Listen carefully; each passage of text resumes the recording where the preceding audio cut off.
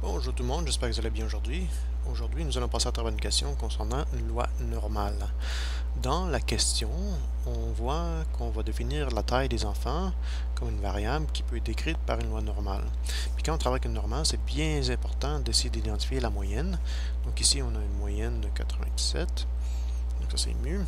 Et l'écart type aussi qui est ici qui est 4,9. Donc on identifie la moyenne et l'écart type.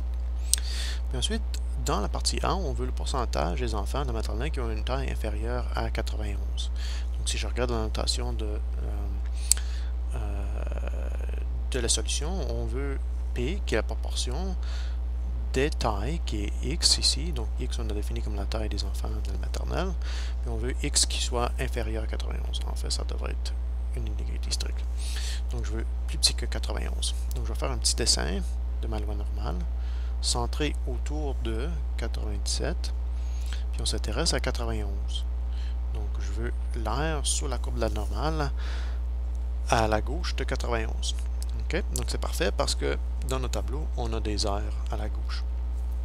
Donc là, ensuite, on va centrer et réduire. Donc centrer et réduire, c'est définir une variable z, qui est la variable normale moins sa moyenne divisée par son écart type. Okay? Donc sur les deux côtés de l'égalité, je vais soustraire mu et ensuite diviser la différence par sigma. Donc 91, centré réduit, c'est 91 moins 97, puis cette différence divisée par 4,9. Ensuite, on a le problème représenté en termes de code Z. Donc là, si je refais mon dessin, mais maintenant centré autour de 0, là on s'intéresse à l'aire à la gauche de moins 1,22 sous la densité de la normale centrée réduite. Donc, moins 1,2 va représenter la rangée, puis ensuite le 2, qui est la deuxième décimale, va représenter la colonne. Donc, quand je vais dans mon tableau, donc je vais ouvrir le tableau, je cherche la rangée moins 1,2, donc j'ai moins 1,2 ici, puis ensuite, si je monte en haut dans mon tableau, je vois que le 0,02, qui était ma deuxième décimale, c'est la troisième colonne. Okay? Donc, dans ma rangée, je vais aller dans la troisième colonne, et j'ai 0,1112. Donc, quand je reviens à ma solution, je vois que mes chances qu'un code Z soit inférieur à moins 1,22, c'est 0,1112. Donc, j'ai 11,12% des étudiants de la maternelle qui ont une taille inférieure à 91. Là, ensuite, en B et C, c'est des questions de quantiles. Au lieu de trouver des proportions, on nous donne des proportions, puis on veut trouver des quantités correspondantes. En B, nous voulons trouver, en fait, si je reviens à la question, dans quel intervalle a-t-on 80% des tailles du milieu, donc c'est 80% central, pour les élèves de la maternelle. Okay?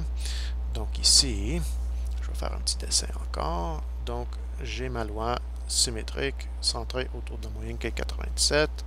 Je veux construire un intervalle. Je vais appeler l'intervalle A, AB.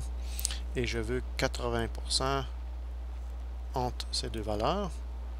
Puis donc là, le 80%, son complément sera 20%. Qu'est-ce qui me reste? Puis je veux que, en fait, l'intervalle soit centré. Et donc, je vais diviser le 20% qui nous reste. Puis je vais le mettre la moitié sur un côté. Donc, à la droite de B, j'aurai 10%. Puis à la gauche de A, j'aurai 10%. OK? Donc là, je cherche des quantiles associés à 10% et à 90%, si on pense en termes d'aire à la gauche. OK? Donc, à la gauche de A, j'ai 10%. Puis à la gauche de B, j'ai 90%. Donc, on va aller dans nos tableaux, puis essayer de trouver les codes Z qui correspondent à 10% et 90%. Donc, je vais aller premièrement dans le premier tableau pour les valeurs négatives. Puis là, je vais essayer de trouver 10%, ou au moins les valeurs les plus proches possibles de 10%. Donc, si je vais dans la rangée pour moins 1,2, je vois 10,03% qui est un peu trop grand et 9,85% qui est un peu trop petit.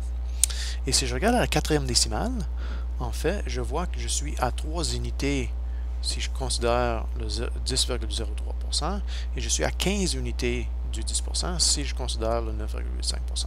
Donc le plus proche de 10%, c'est en fait 0,1003. Ça correspond à z égale à moins 1,2. Ça, c'est pour la rangée.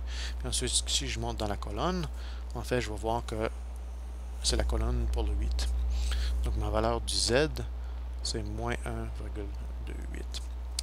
Puis ensuite, par la symétrie de la loi, je peux deviner que le 90% va correspondre à z égale à 1,28.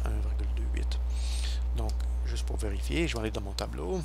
Je vais aller à 1,28, donc 1,2 et le 8. Et nous aurons 89,97%. Ça, c'est presque 90. Si je regarde la valeur juste à côté, qui est 90,15%, en fait, c'est le 89,97% qui est le plus proche de 90. Donc, plus proche de 0,9.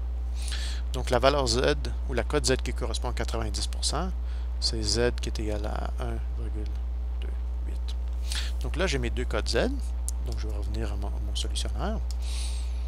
OK, donc ça, c'est les codes Z. J'ai moins 1,28 et 1,28. Ça, c'est pour les valeurs qui ont été santé réduites. Donc, c'est le A, moins 97 sur 4,9. Donc, c'est moins la moyenne divisée par l'écart type. Je fais la même chose pour le B. Puis ensuite, on va isoler les valeurs de A et B. Et j'obtiens une valeur de 90,728 pour A et 103,272 pour B.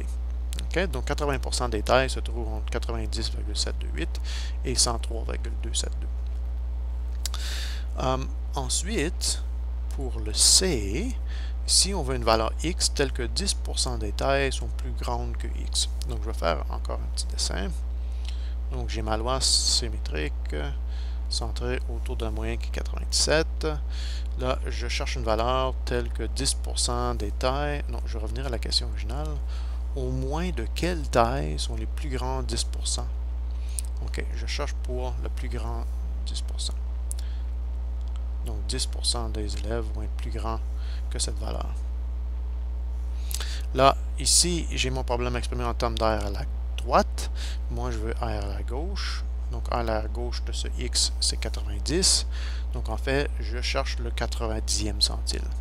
Donc, il va falloir que je trouve la cote Z qui correspond à 90. Ceci, en fait, on a trouvé dans la partie B, c'est 1,28. Okay. Ça, c'est pour la valeur qui était santé réduite. Donc, je prends mon X, puis le Z correspondant, c'est X moins la moyenne sur sigma. Et ce Z, c'est 1,28. Puis ensuite, quand je vais isoler le X, j'ai X où je prends mon Z qui est 1,28, je multiplie par sigma, puis j'additionne la moyenne. OK? Donc, juste une petite note ici, c'est toujours X qui est égal à sigma fois Z plus la moyenne.